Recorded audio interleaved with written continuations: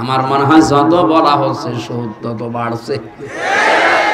এই যে জমিনটা আছে, স্বপন ভাইকে যদি বলে আমি 1 লক্ষ টাকা দিলাম 1 বিঘা জমি আমারে দেন, আমি চাষ করে খাবো, যখন আপনি টাকা ফেরত দেবেন তখন জমি নিয়ে নেবেন।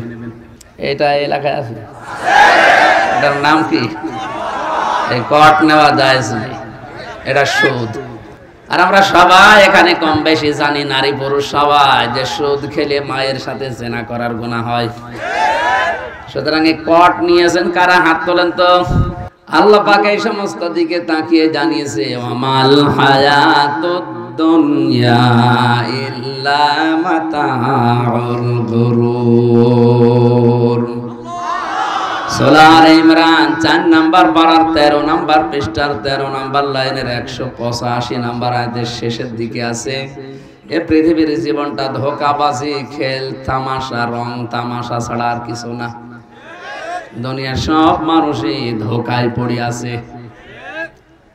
আমরা জানি ধোঁকায় পড়ে না থাকি, এই জন্য মাঝে মাঝে কোরআনের অনুষ্ঠানগুলো আমরা করি।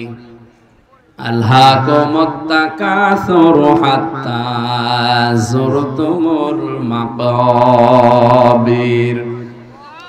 বেশি বেশি পাওয়ার জন্য মানুষ মহান্ধ হয়ে গেছে। যতক্ষণ পর্যন্ত কবরে না যায় ওরে রেশ কাটবে না। সুতরাং কবরে যাওয়ার আগে আমাদের রেশ যেন কেটে যায়, এই জন্য 1টা বছর পরে বাগান এনে সাজিয়েছেন আমাদেরকে কোরআনে কারিম শোনানোর জন্যে। আল্লাহর ভাষায় যেটা বুঝলাম, দুনিয়ার শ্রেষ্ঠ সম্পদে কোরআন। আমরা যেহেতু আজকে অন্তত একটা অনুষ্ঠান কোরআনে কারিমের মাধ্যমে পেয়েছি, এটা নিয়ামত মনে করি আমরা নাকি? ওয়াইযতাআযানা রাব্বুকুম, সূরা ইব্রাহিমের ভেতরে আল্লাহ বলেন, আমি এলান দিলাম, আমি ঘোষণা দিলাম, যে একটি ঘোষণা। একটি কি? এলাকায় চেয়ারম্যান যিনি আছেন, পিয়াদাকে পাঠিয়ে একটা হ্যান্ড মাইক হাতে নিয়ে বলেন যে একটি ঘোষণা। ইউনিয়ন পরিষদের পক্ষ থেকে একটি ঘোষণা মাইকিং করা হয়। আল্লাহ যেন নিজে মাইক হাতে নিয়ে এই সিরাজগঞ্জ পাবনা এলাকায় এসে বলছে একটি ঘোষণা। এই ঘোষণাটা কি? ওই যে আগে যারা জানালাম যে দুনিয়ার শ্রেষ্ঠ সম্পদ কোরআন, মাইকিং হয়েছে হয়তো স্বপনের মাধ্যমে 2-3 দিন, যে একটি ঘোষণা, একটি এলান শোনেন, অমক দিন অমক তারিখে কোরআনে কারিম শোনানো হবে, আসবে অমক জন।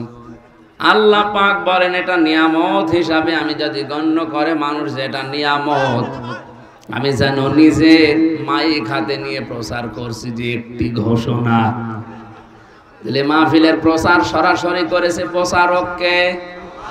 বলেন আল্লাহ বলেন একটি ঘোষণা। ও পাবনার মানুষেরা, সিরাজগঞ্জের মানুষেরা, বান্দা বান্দি যারা দাবি করো আমার যে আমি আল্লাহর বান্দা, আমি আল্লাহর বান্দি, আল্লাহ পাক যেন মাইক হাতে নিয়ে নেমে পড়েছে। লাইন শাকারতুম, যদি আমার নিয়ামতের শুকরিয়া আদায় করো। সবাই স্বীকার করলাম এটা একটা নিয়ামত। এটা প্রতিদিন আসে, 1 বছর পরে আজকে এসেছে। এটা যদি নিয়ামত মনে করো, কারণ এখানে আসা বসা, শ্বাস প্রশ্বাসে নিঃশ্বাসে তোমার নেকি হচ্ছে। দুনিয়ায় এরকম আর একটা কোনো অনুষ্ঠান নেই যেখানে গেলেই মানুষের নেকি হয়। এটা এই কারণে যেখানে কোরআন আছে। কি আছে? যতক্ষণ চুপ থেকে শুনবেন মনে করবেন আমি নামাজে দাঁড়িয়ে আছি। জোরে বলেন আল্লাহু আকবার। আল্লাহ বলেন এই নিয়ামতের শুকরিয়া যদি তোমরা আদায় করো, চুপ থাকো আর শোনো, কি করব জানো? লাযিদান্নাকুম, লামে তাকিদ নুনে সাকিলা, গ্যারান্টি দিয়ে বলছি জীবনে এরকম নিয়ামতে আরো তোমাদেরকে ডোবাবো। ভালো ভালো কাজে তোমাদেরকে আমি আঞ্জাম দেওয়ার সুযোগ করে দেব। ওয়ালাইন কাফারতুম ইন্না আযাবি লাশাদীদ, যদি আমার নিয়ামতকে না শুকরিয়া করো, দাম না দাও, গুরুত্ব না দাও, ওই মনে করে চলে যাও, আমি এটা কিন্তু ছিনিয়ে নেব। জীবনে আর এরকম ভালো কাজে তোমারে নিয়ে আসবো না। ইন্না আযাবি লাশাদীদ, অবশ্যই আমার আযাব বড় কঠিন, তার ভেতরে তোদেরকে ফেলে দেব। জোরে বলেন নাউজুবিল্লাহ। কোরআনী আয়াতের তাফসিরে অন্য একটা আয়াত আমি পেয়েছি, কোন মানুষ যদি কোরআনের আইন বাদ দিয়ে, কোরআনের নিয়ম নীতি বাদ দিয়ে দুনিয়ার জীবন চালাতে চায়, আল্লাহ পাক বলেন তার পেছনে একটা শয়তান আমি আল্লাহ বন্ধু হিসাবে নিযুক্ত করে দেই।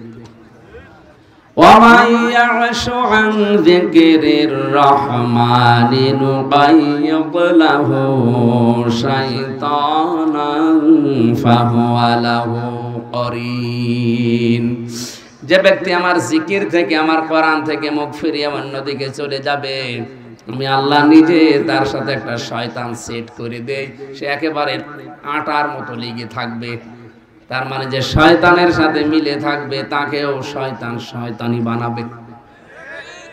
ও গ্যারান্টি দিয়েছিল আল্লাহর কাছে, লামান তাবিআকা মিনহুম লাআমলা আন্না জাহান্নামা মিনকুম আজমাইন।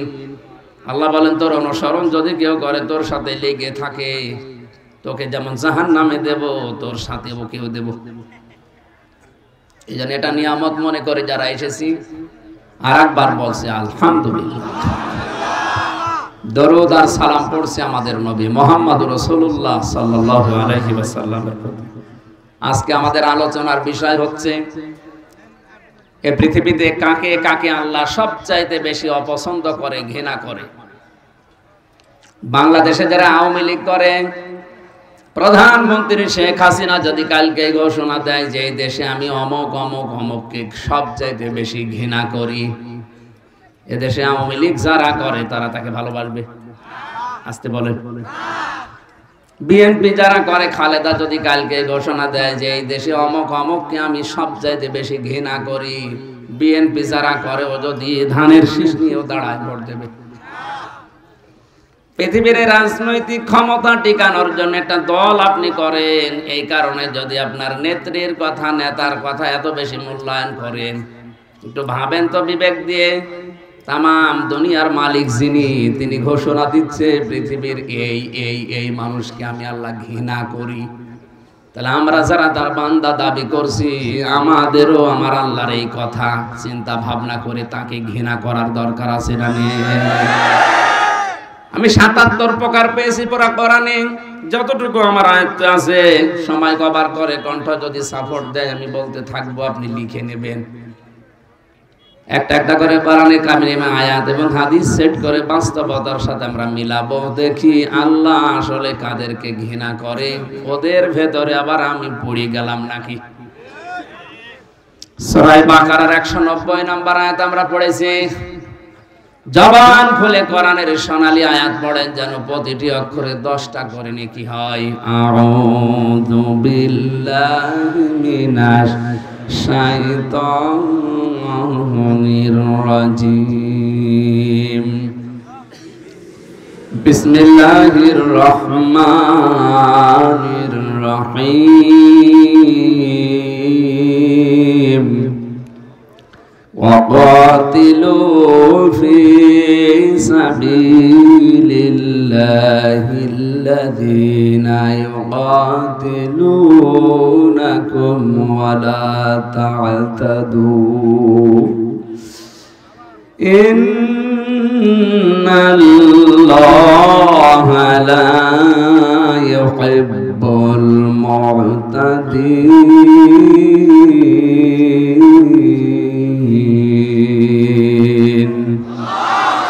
সাদাকতা ইয়া রাব্বানা, আমার আল্লাহ যা বলেছে সত্য বলেছে।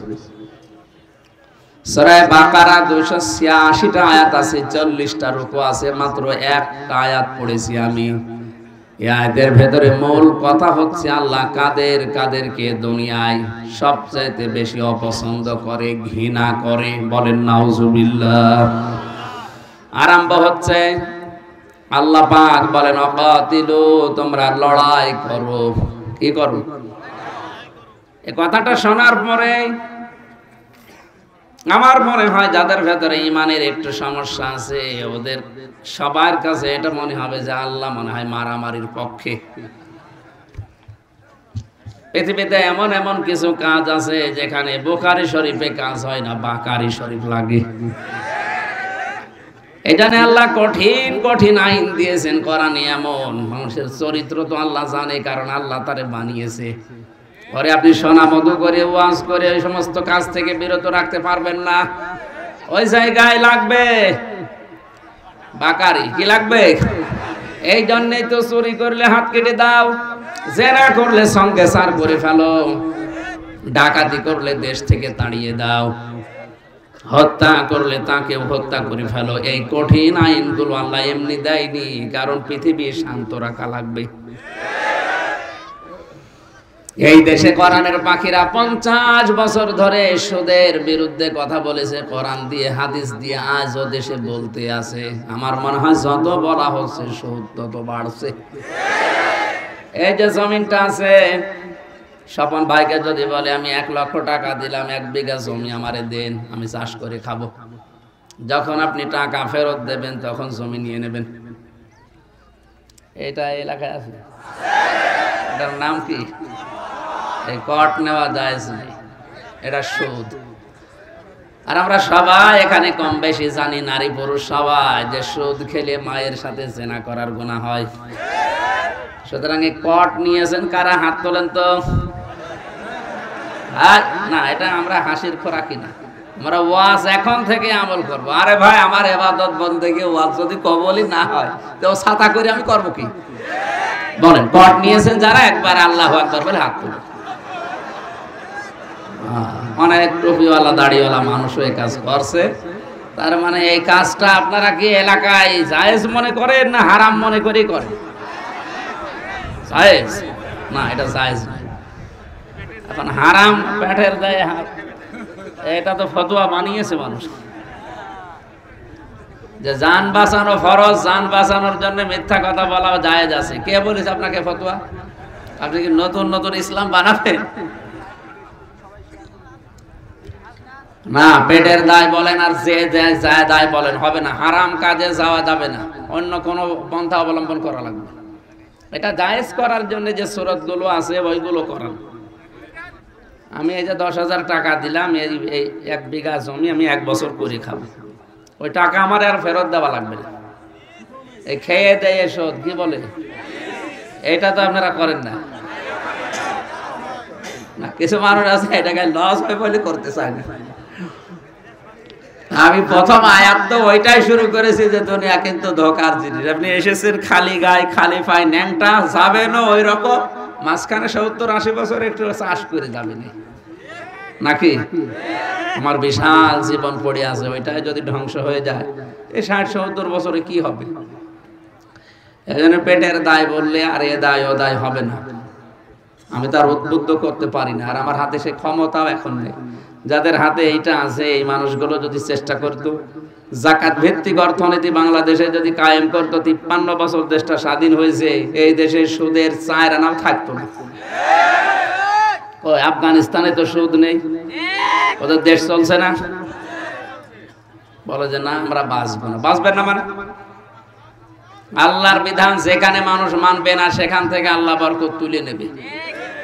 চর্ম চোখে মনে হবে আমরা অনেক উন্নত হচ্ছি। এই মাইক ওই সাউন্ডটা ঠিক করে দেন ভাই, যারা দায়িত্বে আছেন ওই সাউন্ডটা ঠিক করে দেন। ঠিক আছে, চুপ করে। আমার ভাইরা, আমি মাসলাটা বলার জন্য পর্যন্ত গিয়েছিলাম, এবার আমি তাফসিরে প্রবেশ করছি। ফাকাতিলু ফি সাবিলিল্লাহ, তোমরা লড়াই করো, সংগ্রাম করো, হত্যা করো, কতল করো আল্লাহর রাস্তায়। এই শব্দটার ব্যাখ্যা করতে গিয়ে আমার মনে হচ্ছে আল্লাহ কতলের পক্ষে, মারামারির পক্ষে। এই কারণে উনি পক্ষে কথা বলেছেন, কারণ দুনিয়ার মানুষের চরিত্র উনি জানে। পুলিশগুলো মানুষকে ডান্ডা দিয়ে ঠান্ডা করে এমনিতে না, কিছু মানুষের চরিত্র ওই রকমই। জেলখানায় 3টা বছরে আমি বাস্তবতা অনেক কিছু দেখেছি। এমন এমন মানুষ জেলে আছে 30 বছর 32 বছর জেল খাটছে, ওর কোনো পরিবর্তন নেই। ও আগে যা ছিল এখন তার চাইতে আরো বেশি হয়েছে, এখন হয়েছে টপ টেরর, টিটি। যতদিন না মরবে ততদিন ওর বের হওয়ার কোনো চান্স নেই। বড় বড় আসামির সাথে আমি দেখেছি, বাংলাদেশে ওদের মতো আসামি আর নেই। যাদের নাম নিয়ে সিনেমা তৈরি হতো এদেশে, সুইডেন আসলাম কে, এ লোক 27 বছর আছে। নায়ক মান্না একটা তৈরি করেছিল না সিনেমা, আসলাম ভাই, এই সেই লোক। ওর জীবনটা পুরা কাহিনীতে তুলে ধরেছে, কি করে ও সুইডেন আসলাম হয়েছে। এইরকম বড় বড় আসামি ওই জায়গায় আছে, ওইটা হাই সিকিউরিটি জেল। তো মানুষগুলো দেখেছি ওখানে লেখা আছে গেটে যে এটা মানুষের সংশোধনাগার, মানুষ সংশোধন হয় এখান থেকে। সংশোধন করার জন্য যেটা দরকার ওইটা ওই জায়গায় ওরকম ওপেন ভাবে চলে না। ওখানে যদি মানুষ যারা আসামি হয়ে যায়, বলতো আপনার মার্ডার মামলায় মনে করেন 30 বছর জেল, যদি আপনি কোরআন মুখস্থ করে 5 ওয়াক্ত নামাজ আদায় করে তাহাজ্জুদ পড়ে আপনার আচরণ দিয়ে প্রমাণ করতে পারেন যে আপনি ভালো হয়ে যাচ্ছেন, 30 বছর না আপনারে 5 বছর পরও বের করে দেওয়া হবে। আমার মনে হয় 1,10,000 আসামি আছে দেশে, প্রায় 1 লাখ মানুষ হাফেজ হয়ে দিত। ভেতরে ভেতরে যদি জমার মসজিদ চালু করে জোহর আসর মাগরিব এই নামাজগুলো পড়ার ব্যবস্থা করে দিত, ওই সেই ব্রিটিশের যে নিয়ম চলছে ওইটাই। এই নিয়ম নীতিগুলো ভেতরে যদি সংশোধনাগার সত্যি এভাবে তৈরি করতো, মানুষ আসলে ভালো হওয়ার সিস্টেম ওই জায়গায়। কারণ কোনো কাজ নেই, কাম নেই, শুধু 24 ঘন্টা বসে থাকা। এইগুলো আমরা পাই না ওখানে। চোর ওখানে যায় চুরি করে, ডাকাত হয়ে বের হয়। ডাকাত যায় ও মার্ডার কিভাবে করা লাগে সেই ট্রেনিং নিয়ে বের হচ্ছে। আল্লাহ জানে কঠিন কঠিন আইনগুলো দিয়েছেন যে তোমরা আল্লাহর রাস্তায় হত্যা করো, সংগ্রাম করো। ফালাম তাকতুলুহুম ওয়ালাকিন্নাল্লাহা কাতালাহুম ওয়া মা রামাইতা ইয রামাইতা ওয়ালাকিন্নাল্লাহা রামা। আমার কথা কি বুঝতেছেন? আপনি অন্যদিকে নিয়ে যাবেন না যে খালি মারামারির জন্য উদ্বুদ্ধ করছে, খালি হত্যার জন্য না। এই আয়াতের প্রথম কথা এটা যে তোমরা হত্যা করো। কার রাস্তায় করবা? ফি সাবিলিল্লাহ, আল্লাহর রাস্তায়। এই শব্দটার অর্থ শুনে যদি এখন কেউ জঙ্গিবাদে জড়িয়ে যায়, কেউ চরমপন্থা অবলম্বন করে, এটা দোষ কি কোরআনের? আপনি বুঝতে ভুল করেছেন। কোরআন কোনদিন মানুষ হত্যার পক্ষে বিনা কারণে না। কথা বুঝতেছেন? এইজন্য আমাদের উচিত হচ্ছে কোরআনের মর্ম মানেগুলো উপলব্ধি করার জন্য তাফসীর গুলো পড়া। ইবনে কাসিরের ভেতরে মুফাসসিরুন ইকরাম লিখেছেন, ইমানদার যারা তারা সারা জীবন লড়াই করবে, সংগ্রাম করবে, ওরা যুদ্ধ জিহাদ চালাবে আল্লাহর রাস্তায়। কার রাস্তায়? পক্ষান্তরে দুনিয়ায় যারা কাফের, এরাও তাদের যুদ্ধ জিহাদ চেষ্টা সংগ্রাম মারামারি কাটাকাটি এরাও করবে, কিন্তু শয়তানের রাস্তায়। সূরা নিসা ৭৬ নম্বর আয়াতে এই তথ্যগুলো আছে। আল্লাযীনা আমানু ওয়া ইউকাতিলুনা ফি সাবিলিল্লাহ। ঈমান যাদের আছে এরা লড়াই করবে, সংগ্রাম করবে, করাই লাগবে, মাস্ট বি আল্লাহর রাস্তায়। কার রাস্তায়? তাহলে মারামারি করতে দেখলেই আপনি উল্টা বুঝবেন না। এদের মারামারি তো দুনিয়ার কোন স্বার্থের জন্য না, আল্লাহর আইন দুনিয়াতে প্রতিষ্ঠা করা, কায়েম করার জন্য। আর যারা শয়তানের অনুসারী তারাও মারামারি করবে, হত্যা করবে, তারাও কাটাকাটি মিছিল করবে, কিন্তু রাস্তা হবে শয়তানের। আল্লাহ তাআলা এই কঠিন পরিস্থিতিতেও সেই তাক দিয়েছেন, ইকাতিলুনাকুম, তোমরাও তাদেরকে হত্যা করবা, তাদের বিরুদ্ধে সংগ্রাম করবা, লড়াই করবা। কতটুকু? যতটুকু ওরা করেছে। বিনা কারণে আজ অনেককে দেশ থেকে তাড়িয়ে দেওয়া হচ্ছে, বাড়ি থেকে বের করে দেওয়া হচ্ছে, দখল করে নেওয়া হচ্ছে। এটা যদি দেশে নাও হয়, ফিলিস্তিনে হচ্ছে। আর কথা বলে না কেন? সুতরাং তাদেরকে বিনা কারণে তাদের মাতৃভূমি থেকে, নিজের বাড়ি জায়গা ঘর থেকে বের করে দিয়ে জোর করে দখল করছে। এদেরকে আল্লাহ আদেশ দিয়েছে যারা এই অবিচারগুলো করেছে ওদের বাড়ি ঘর থেকেও বের করো, ওদেরকেও মারো, হত্যা করো। আপনার জায়গায় যদি এরকম কিছু করে, বৈধ জায়গায় বৈধ ট্যাক্স দিয়ে বসে আছি, জোর করে আপনি এখান থেকে তুলে দেবেন, থাকতে দেবেন না, এমন এমন অত্যাচার করবেন জানো আমি চলে যেতে বাধ্য হই। এখন প্রশ্ন আসতে পারে, এরকম কোন জায়গায় হয়? আপনি টের পাচ্ছেন? এক বউ এসে বলছে, কি গো তুমি যে আমারে বারবার পিটাও, আমাকে কি রাখবা না? স্বামী বলছে, কিলের ওজন দেখে টের পাও না? প্রতিদিন তোমার যে কয়টা করে কিল বসায়, কিলের ওজন দেখে তো টের পাওয়ার কথা যে তোমার রাখবো কিনা। আজ পৃথিবীর অনেকে ইসলাম ধ্বংস করার জন্য বাংলাদেশের দিকে তাকান, একটা একটা করে অনেক কিছু তুলে দেওয়ার চেষ্টায় আছে। এরপরেও আমরা যদি প্রশ্ন করি কি আমাদের রাখবা না, ইশারা দিয়ে বলে টের পাচ্ছেন না। 1 থেকে মাস্টার্স পর্যন্ত মুসলমানের দেশে নবীজির জীবনী পাওয়া যাচ্ছে না, সাহাবীদের জীবনী পাওয়া যাচ্ছে না, কোরআনের একটা নির্ধারিত অংশগুলো যেগুলো ছিল ওগুলো পাওয়া যাচ্ছে না। তা আপনি কি পড়ে মানুষকে মানুষ বানাবেন?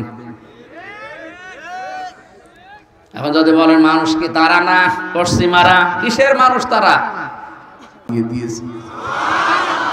এই নেশায় এই পেশায় তো এগুলো করছে, তাছাড়া কোন দরকার আছে লক্ষ লক্ষ টাকা খরচ করে আপনাকে দিনের বেলা এখানে নিয়ে এসে রোদের ভেতরে বসিয়ে রাখা?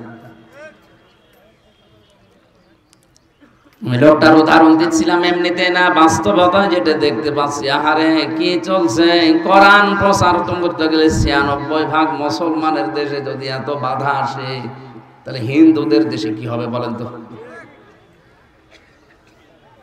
টের পান না কিলের ওজন দেখে যে কি করব, তোমরা টের পেয়ে গেছি। এই জন্য আল্লাহ লড়াইয়ের কথা বলেছে, টিকে থাকার জন্য তোমাকে ওরা যে যে আচরণ করেছে ওইভাবে তোমার আচরণ করো, কিন্তু সাবধান, ওয়ালা তা'তাদু, সীমা লঙ্ঘন করবা না।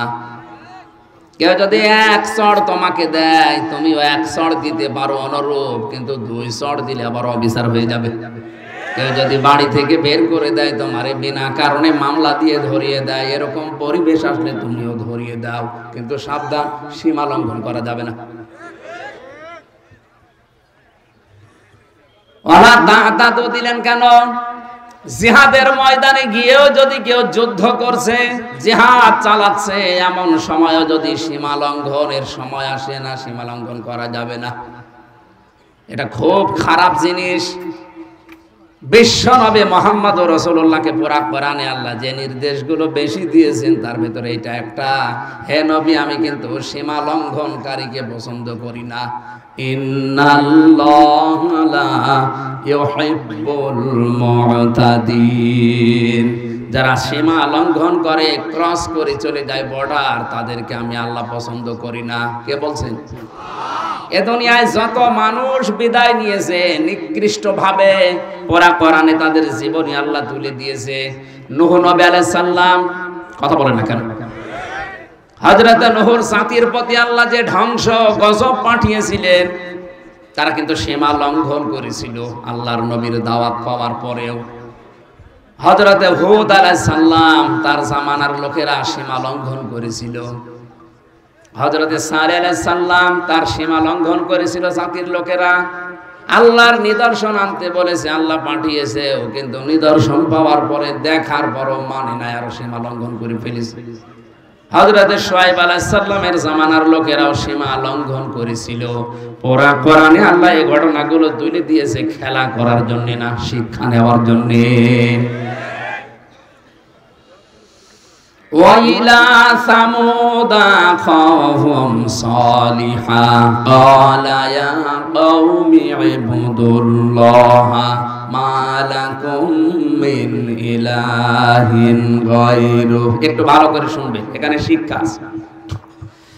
স্মরণ করো ওই সময়ের কথা যখন আমি সালেহকে, তার বংশ, তার ভাই, তার এলাকার মানুষ যারা ছিল তাদের কাছে পাঠালাম।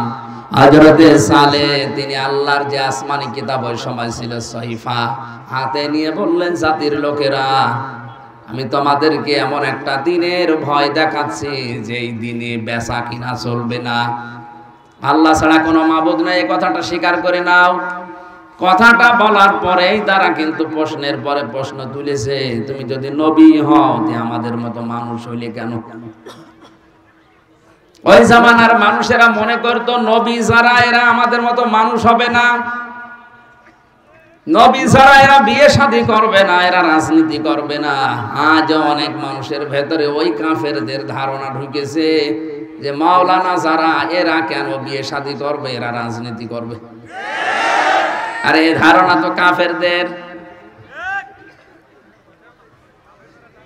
قد جاءتكم بينة من ربكم অবশ্যই তোমাদের কাছে তোমাদের রবের পক্ষ থেকে স্পষ্ট দলিল আর প্রমাণ এসে গেছে, তোমরা মেনে নাও। এই যে সহিফা দেখালেন, তারা বলছে এই সহিফা আমরা মানি না, আমরা একটা জিনিস দেখতে চাই, যদি দেখাতে পারেন তাহলে মেনে নেব আপনারে।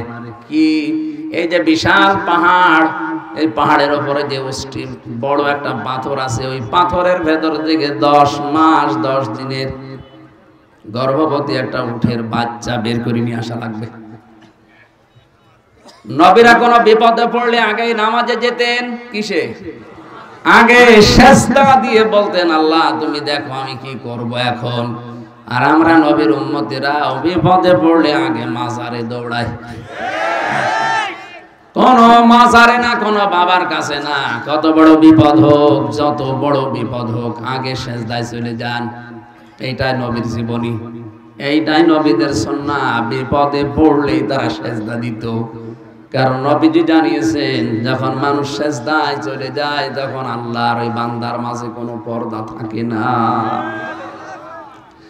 আলাইসাল্লাহু বিকাফিন আবদা, আমি কি আমার বান্দার জন্য যথেষ্ট না যে ও মাজারে দৌড়াবে? এখন থেকে এলাকায় যারা আল্লাহ বাদে অন্য কারো কাছে সাহায্যের জন্য দৌড়ান, এক্ষুনি থেমে যান। আল্লাহ কিন্তু আফসোস করছেন, আলাইসাল্লাহু বিকাফিন আবদা, সূরা জুমারের ভেতরে আছে, আমি কি আমার বান্দার জন্য যথেষ্ট না যে ওর জন্য আবার মাজারে মানত করা লাগবে? আপনি বলেই দেখেন না কেন, 30 সেকেন্ড 35 সেকেন্ড 1 মিনিটে আপনি সেজদা শেষ করে দেন, আধা ঘন্টা 1 ঘন্টা একটা সেজদায় পড়ে থাকেন, দেখেন দুনিয়ার যত মজা আল্লাহ ওর ভেতরে রেখে দিয়েছে। বাইরের জগতে আমরাও সময় পেতাম না, এখনো পাচ্ছি না ভালো। জেলখানায় 3টা বছরে যেহেতু অন্ধকার প্রকোষ্ঠে এক ঘরের ভেতরে কন্ডেম সেলের ভেতরে তালাবদ্ধ ছিলাম, আমি বাস্তবতায় দেখেছি কোন মানুষ যদি 2টা 3টার সময় উঠে 1 ঘন্টা 1.5 ঘন্টা একটা সেজদায় চোখের পানি ফেলে মনের কথাগুলো বাংলায়ও বলতে পারে। আমি নিজের কথা বলছি, আল্লাহর কসমে যে কোরআন আমার সামনে, যেদিন 45 মিনিট 1 ঘন্টা সেজদায় পড়ে কাঁদতেছি, মনে হচ্ছে দুনিয়ায় স্ত্রী ব্যবহারের চাইতে এটা আরাম লাগছে। আপনি করে দেখেন কত আরাম, কত শান্তি আল্লাহ ওর ভেতরে রেখেছে। সেজদা দেখছে উনি 2.5 সেকেন্ড 3 সেকেন্ড 5 সেকেন্ড 15 সেকেন্ডে উঠে পড়ছে, আপনি পাবেন কি?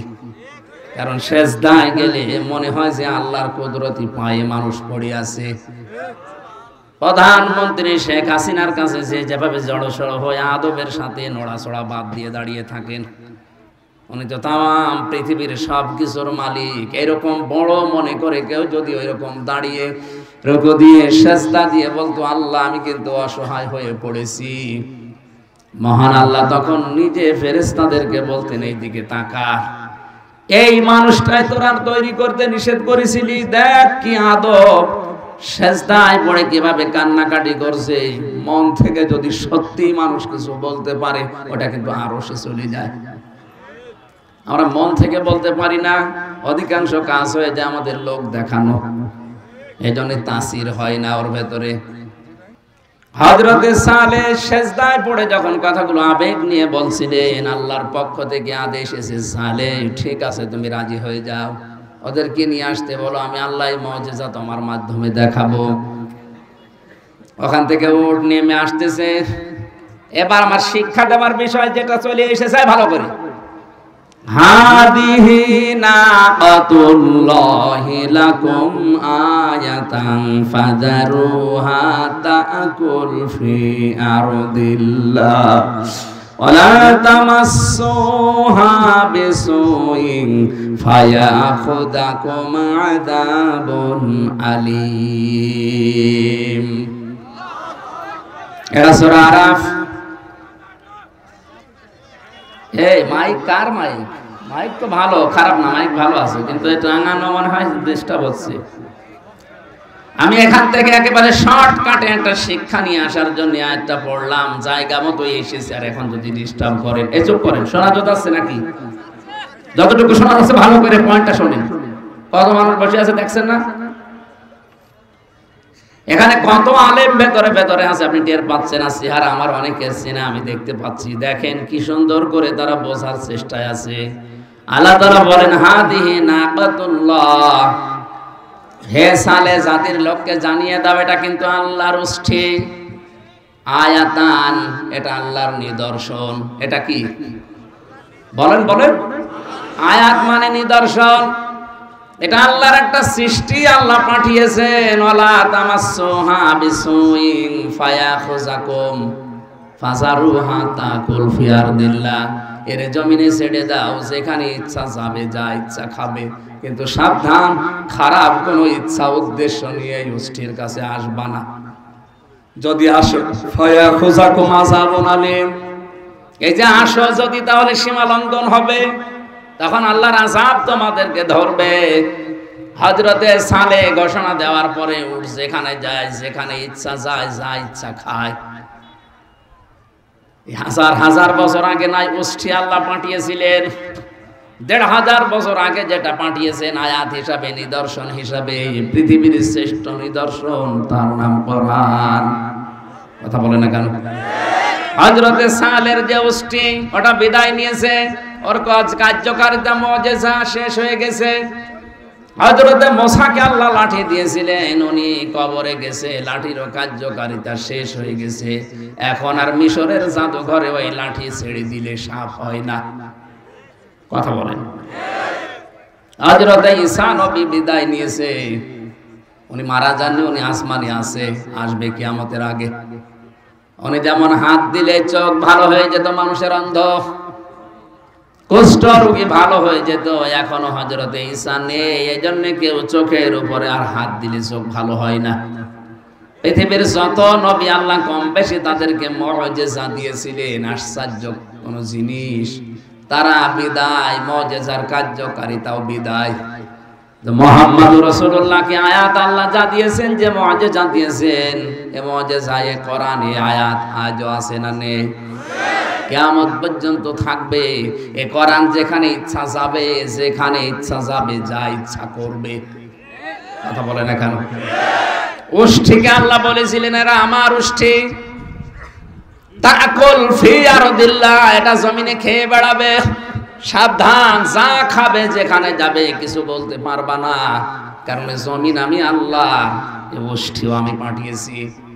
আল্লাহ তাআলা কোরআনের পক্ষে দলিল দিচ্ছেন, আলা লাহুল খালকু ওয়াল আমরু, এই জমিন আমি বানিয়েছি, জমিনে চলবে আমার বিধান।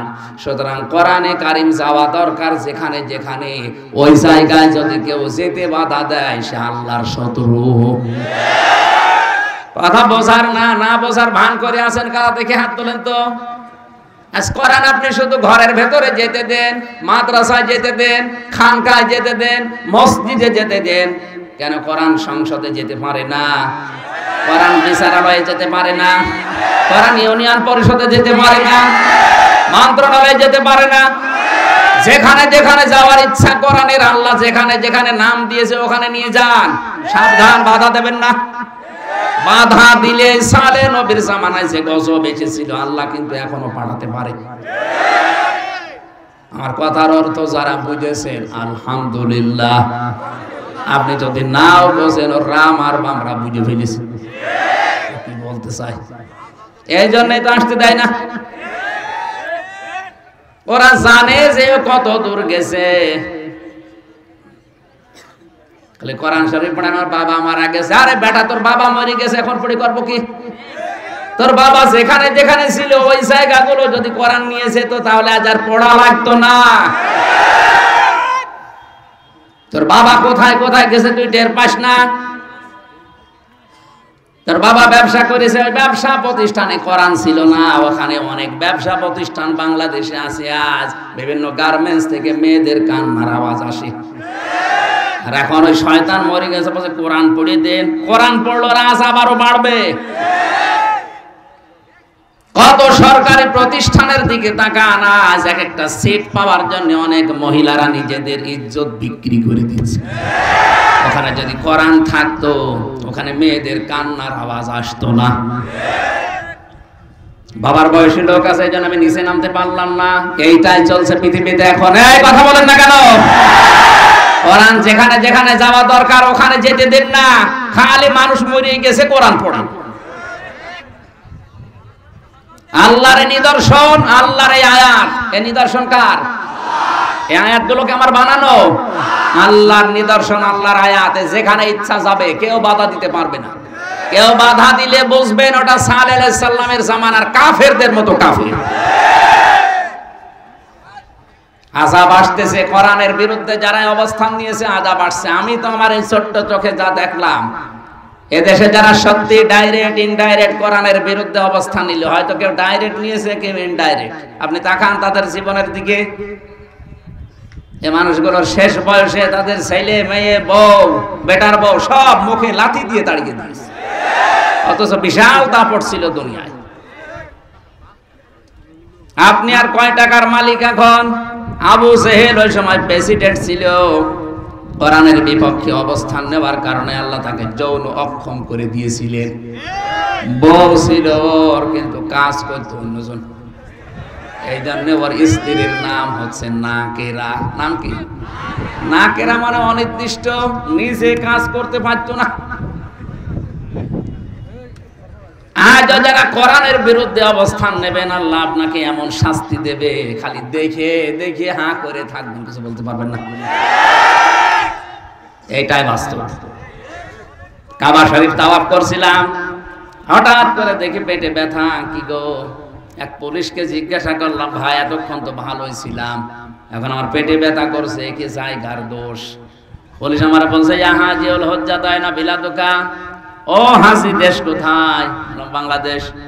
ও, আপনি জানেন না এটা কোন জায়গা? না তো। আবু জাহেলের বাড়ি। আপনি এখনো পায়খানা না করে দাঁড়িয়ে আছেন, টানাটানি করে। পায়খানা করে দেখি সত্যি আমার পেটের ব্যথা ভালো হয়ে গেছে। আল্লাহ আমাকে বোঝাতে চাই, হামসা এত টাকা পয়সা খরচ করে সেই বাংলাদেশ থেকে আসলে এখানে আর শয়তানের মুখে পায়খানা না করে চলে যাবা, তাড়াতাড়ি করো। দেখেন তো সে দেশের প্রেসিডেন্ট, কত দামি জায়গা তার, কাবার পাশে ওর বাড়ি, অথচ জায়গাটাকে আল্লাহ এত নিকৃষ্ট বানিয়ে দিয়েছে। তামাম দুনিয়ার মানুষেরা এখন যায় ওই জায়গাতে পায়খানা না করে দেশে যায় না। কোরআনের বিরুদ্ধে আমি ডাইরেক্টই বলছি, যারা যে অবস্থান নিয়েছে, কেউ ডাইরেক্ট নিয়েছে, কেউ ইনডাইরেক্ট নিয়েছে। আপনাকে আল্লাহ ছাড়বেন, আপনার বাড়ি পর্যন্ত নিকৃষ্ট, এমনকি আপনার নামও কেউ দুনিয়ায় রাখবে না। আপনার নাম আর কত সুন্দর, আপনার চাইতে ইয়াজিদের নামটা সুন্দর না? অনেক সুন্দর ছিল। ইয়াজিদ তাও কেন্দ্রীয় মসজিদের ইমাম ছিল, কিন্তু নামটা এত বেশি ঘৃণিত করে আল্লাহ দিয়েছে, নামটার নাম নিয়ে ইয়াজিদ এখন গালি হয়ে গেছে। কাউকে যদি রাগাতে চান বলবেন এই ইয়াজিদের বাচ্চা, এড়িয়ে যাবে। আমার মনে হয় কাউকে যদি বলা হয় ভাই ছেলে হয়েছে ৫,০০০ টাকা দেব, নামটা আবু সেহেল রাখেন, রাখবে? ছেলে দরকার হয় গলা টিপে মেরে ফেলবো। আর শিক্ষিত মানুষেরা কান খাড়া করে মিলান। আল্লাহর নিদর্শন এসেছিল, যেখানে ইচ্ছা যাবে, যা ইচ্ছা খাবে। এখন তো ওই নিদর্শন উষ্ঠি নেই। এখন আল্লাহর নিদর্শনের নাম কি? আল্লাহর আয়াতের নাম কি? এইটাই শিক্ষা আজকের মাহফিলের। যেখানে ইচ্ছা যাবে, যেখানে ইচ্ছা খাবে, যা ইচ্ছা করবে, কেউ বাধা দিতে পারবেন না। বাধা দিলে খবর আছে। এখানে প্রায় ৯টা জাতির কথা আছে, সবাইকে আল্লাহ ধ্বংস করেছে খালি সীমা লঙ্ঘন করার কারণে। আল্লাহ এমনিতে কিছু পাঠান না, পাঠানোর পরে যদি না মানে তখন আর ছাড়েন না। আল্লাহ তো পাঠিয়েই দিয়েছে, ১৫০০ বছর আগে পাঠিয়েই দিয়েছে, কিয়ামত পর্যন্ত এটা থাকবে। এখন যদি কেউ বেঈমানি করেন, না বোঝার ভান করে থাকেন, আরে ভাই আমরা তো কোরআনের মালিক না। কোরআনের মালিক এই লোকটাও না। কোরআনের মালিক কে বলেন? এই জমিনের মালিক কে? আমরা তো কামলা। কামলা বোঝেন? এই যে কাজ করে খাচ্ছে মাঠে ঘাটে, এই জমিনের মালিক মনে করেন স্বপন সাহেব ৫ জন মানুষকে নিয়েছে, যেখানে ধান লাগালাম সারাদিন, মাগরিবের আগে বলছে আপনাদেরকে আমি টাকা দিয়ে দেব। আসরের নামাজের পরে টাকা দিয়ে দেবে আমাদের। কিছুক্ষণ আগে আসরের সময় হতে আর মাত্র ৫টার সময় টাকা দেবে, ১০ মিনিট বাকি আছে। কয়েকজন মস্তান এসে মোটরসাইকেল নিয়ে বলছে ধান সব তুলে ফেলবো।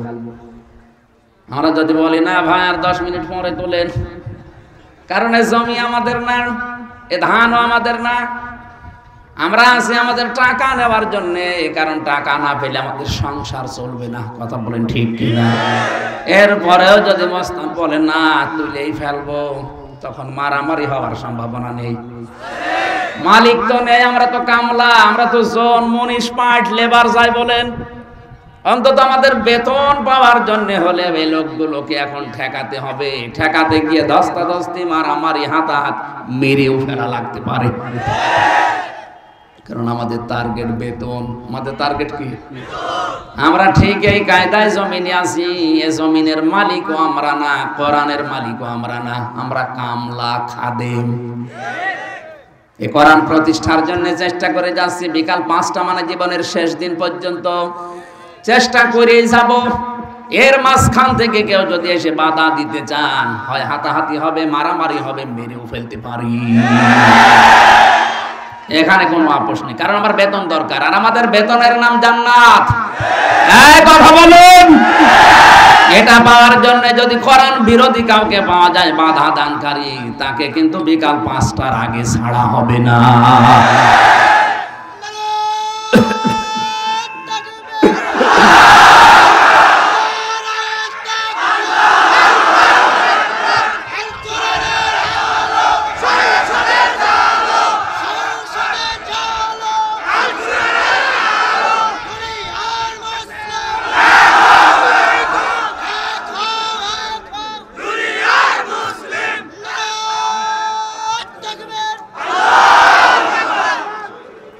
এখানে যে 9টা নবীর নাম আমি বিস্তারিত না বলে একটাই শুধু শেষ করলাম। যদি আল্লাহর নিদর্শনকে, আল্লাহর আয়াতকে কেউ প্রতিহত করেন, বাধা দেন, কি আসবে? শাস্তি। কি আসবে? শাস্তিগুলো কিন্তু চলে আসতেছে একটা একটা করে। দ্বিতীয় নম্বরে আল্লাহ তাদেরকে সবচাইতে বেশি ঘৃণা করেন যারা জালেম, যারা অত্যাচারী। জালেম মানে যেই জিনিস যেখানে রাখা দরকার ওইটা ওই জায়গায় না রেখে অন্য জায়গায় রাখে যারা, তারাই আল্লাহর দৃষ্টিতে জালেম। আপনি যে কোনো ধর্মের হন, আপনি সত্যি করে মন থেকে বলেন তো, কোরআনে কারিম আসলে থাকা দরকার সবচাইতে উপরে না পায়ের কাছে?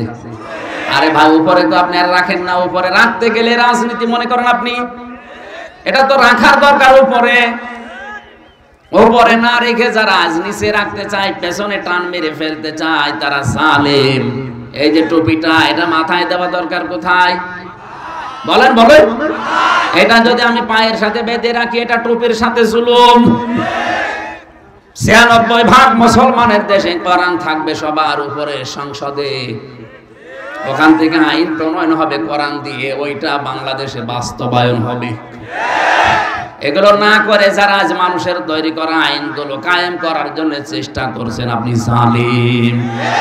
শিক্ষিত মানুষের জন্য আমি নাম নিলাম না, আপনি বুঝে ফেলেছেন। আপনি আল্লাহর কাছে ঘৃণিত যারা কোরআনের আইন বাদ দিয়ে মানুষের আইন তৈরি করা, প্রতিষ্ঠা করার জন্য চেষ্টা চালাচ্ছে। 3 নম্বরে আল্লাহ তাদেরকে বেশি ঘৃণা করেন যারা অহংকারী।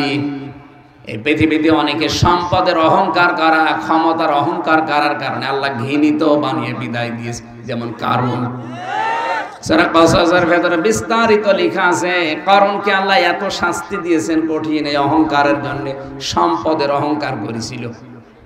মুফাসসির লিখেছেন আল্লাহ এখনো পর্যন্ত প্রতিদিন ওরে মাটির ভেতরে 1 বিঘত করে গাড়তেছে, কিয়ামত পর্যন্ত 1 বিঘত করে মাটির নিচে গাড়তেই থাকবে। বলেন নাউজুবিল্লাহ।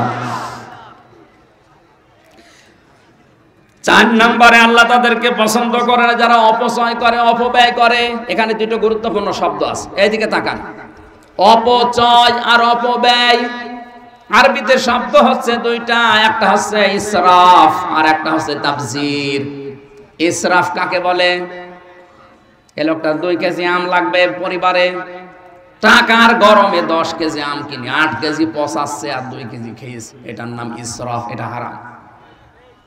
আম কেনা জায়েজ নেই, কথা বলে না কেন? কিন্তু বেশি করে ফেললেন আপনি, এটার নাম ইসরাফ। আর তাবজির কাকে বলে? যেটা কেনা জায়েজ নেই ওইটা যদি কেউ টাকা দিয়ে কেনে, যেমন মদ, বিড়ি, কথা বলছেন না? সুতরাং যারা বিড়ি কেনেন, সিগারেট কেনেন, মদ কেনেন, এটা হচ্ছে তাবজির। ওই যে আলু কিনে বা আম কিনে টাকা নষ্ট করেছে, ওইটা হচ্ছে ইসরাফ। আর কেউ যদি টাকা নষ্ট করে মদ কিনে, বিড়ি কিনে, সিগারেট কিনে, সেটা হচ্ছে তাবজির। আর তাবজির যে করে সে আর মানুষ থাকে না, সে শয়তানের ভাই হয়ে যায়। আমার এই ছোট্ট জীবনে পড়া কোরআন শরীফ আমি প্রায় এই জেলখানায় প্রায় 250 বারের উপরে পড়লাম পুরাটা। আমার যতটুকু জ্ঞান আছে আমি দেখেছি পুরা কোরআনে কোনো জায়গায় আল্লাহ শয়তানের ভাই বলে কাউকে উল্লেখ করেননি। শুধু একটা মানুষকে শয়তানের ভাই বলেছে, ইন্নাল মুবাযযিরিনা কানু ইখওয়ানাশ শায়াতিন। যারা অপচয় করে এরা শয়তানের ভাই, আর শয়তানের ভাই তো শয়তানি। কথা বলেন না কেন? তাহলে ইসরাফ আর তাসরিফ তাফসীর বুঝলেন যে বৈধ জিনিস কেনার ক্ষেত্রে বাড়াবাড়ি করা, বেশি খরচ করা, এটা ইসরাফ, এটাও হারাম। আর অবৈধ জিনিস কেনার ক্ষেত্রে টাকা পয়সা খরচ করা, এটা তাফসীর দুইটাই হারাম। তাই একটা একটু বেশি খারাপ, আর একটু আল্লাহর কাছে একটু কম খারাপ। দুইজনকে আল্লাহ পছন্দ করেন। 3-5 নম্বরে যারা আমানতের খেয়ানত করে, পাপী যারা। কোরআন জানিয়েছে কুলু ওয়াশরাবু ওয়ালা তুসরিফু, খাও পান করো কিন্তু ইসরাফ করবা না। অথচ এটা আজ বাংলাদেশে বেশি চলছে। আমানতের খেয়ানত মানে আমরা মনে করি 10,000 টাকা দিলাম, ওই টাকা আর ফেরত দিল না, এটা আমানতের খেয়ানত করলো না। এটা না, এটা তো এক প্রকার। আমানতের খেয়ানত সবচাইতে বড় ওইটা, যে যে চেয়ারে বসার যোগ্যতা রাখে না, সে জোর করে যদি বসানো হয়, এটা আমানতের খেয়ানত। আপনি বিবেক দিয়ে বলেন তো, এটা বাংলাদেশে হচ্ছে না হচ্ছে না? সবচাইতে বেশি হচ্ছে। আর বলতে গেলে হামজা খারাপ হয়ে যায়। আরে ভাই, আপনি তো আমানতের খেয়ানত করে বসে আছেন, আপনার যোগ্যতা আছে চেয়ারে বসার? যে সিস্টেমে বসেছেন ওই পুরাটাই তো ভেজাল গলদ। এখানে বসার কথা যার ছিল তারে আপনি বসতে দেন না, জোর করে তাহাজ্জুদের আগে কাজ করে নেন। এটা না, আমাদের উচিত হচ্ছে যেখানে যেখানে যার বসা, ওখানে যদি তাকে না বসিয়ে অন্য কাউকে বসানো হয়, এটা খেয়ানত। আর এই খেয়ানত যারা করেছেন, এর সাথে যারা সম্পৃক্ত, তাদেরকে আল্লাহ ঘৃণা করেন, ঘৃণা করেন, ঘৃণা করেন। এখন যদি বলেন না এটা উল্টি আমাদের পক্ষে দেন, আমি দেবো কি? আয়াত আছে? হ্যাঁ, কোন আয়াত আছে আপনার পক্ষে? সব আপনার বিপক্ষে। এই জন্যই তো হতে দেয় না। আপনি হতে দেন না, আপনি তো আরো নিজের ক্ষতি করছেন। 6 নম্বরে তারা যারা ফাসাদ সৃষ্টি করে, বিশৃঙ্খলা তৈরি করে। 7 নম্বরে যারা মন্দ কথা বলে, মন্দ কাজ করে, এদেরকে আল্লাহ সবচাইতে বেশি ঘৃণা করেন। বলেন নাউজুবিল্লাহ। মা বোন যারা এসেছেন, আপনাদের 2 মিনিটে গুরুত্বপূর্ণ 2টা পয়েন্ট বলছি, ভালো করে খেয়াল করবেন। এই পৃথিবীতে একজন মহিলাকে জিন্দা অবস্থায় আল্লাহ সালাম দিয়েছে, আর একজন মহিলাকে জীবিত অবস্থায় জান্নাতে ঘর দেখিয়েছে। 2 জনই পেয়েছে এটা স্বামী ভক্তির কারণে। আজ দিন দিনে অভ্যাসটা মেয়েদের উঠে যাচ্ছে। সামনে রমজান মাস আসতেছে, একটা পরিকল্পনা করবেন। যতটুকু আপনার সামর্থ্য আছে ওই অনুযায়ী আগে থেকেই বাজার ঘাট করে রেডি হয়ে একটা মজবুত কোমরে দড়ি বেঁধে মনে করবেন যে আমি লেগে গেলাম রমজান মাসটায়, অন্তত ইবাদত বন্দেগী করে পেছনের অপরাধ মাফ করে আমি নিষ্পাপ বেগুনাহ হয়ে যাব। আর রোজার মাসে যদি খালি মার্কেট এগুলোই করতে থাকেন, তা আল্লাহকে সময় দেবেন কখন?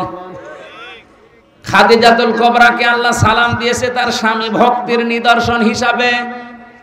এত বেশি ভক্তি শ্রদ্ধা স্বামীর প্রতি দেখিয়েছে, নিজের জীবনের সব কিছু স্বামীকে দিয়ে দিয়েছে, সম্পদাদি। আল্লাহ খুশি হয়ে তাকে দুনিয়াতে জীবিত অবস্থায় একজন মহিলাকে সালাম দিয়েছেন। বলেন সুবহানাল্লাহ।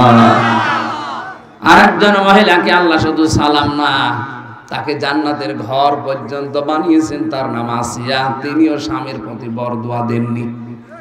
তার স্বামী হাতের ভেতরে পেরেক লাগিয়েছিল, মাথার উপরে পেরেক লাগিয়েছে, এরপর আসিয়া কোনদিন বলেন না আল্লাহ তুমি আমার স্বামীকে ধ্বংস করে দাও না। তিনি বলেছিলেন নাজ্জিনি মিন ফিরাউন, হে আল্লাহ তুমি আমাকে আমার স্বামীর অত্যাচার থেকে বাঁচাও, কিন্তু তুমি আমার স্বামীর উপরে গজব দিও না। ও মা বোনেরা, আপনি নামাজ পড়েন, রোজা রাখেন, কালো বোরকা পরেন, মনে করছেন আমার মতো ভালো মানুষ নেই, আমি জান্নাত পাবো না, পাবে কে?